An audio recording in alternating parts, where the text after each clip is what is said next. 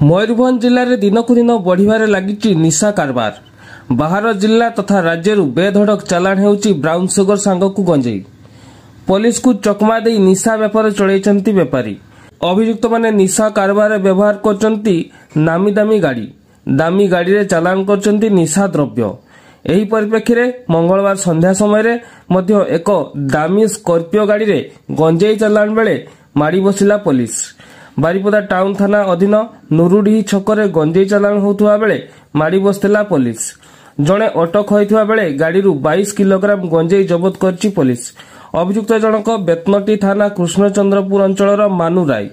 फुलबाणी गंजेई आनी बारिपदा सहर में बेपार करुथुला अभियुक्त जनक। टाउन थाना पक्षरु एक मामला रुजु करा जाई एहार अधिक तदंत आरंभ कराइथिवार जणा पड़िछि।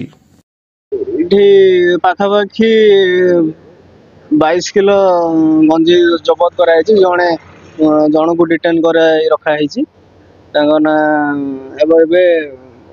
तदंत चलती।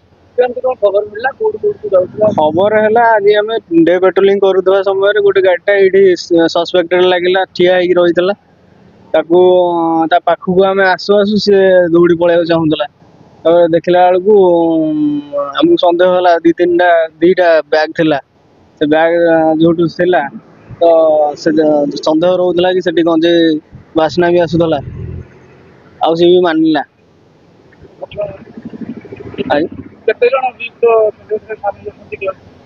एबे तदंत चलती से विषय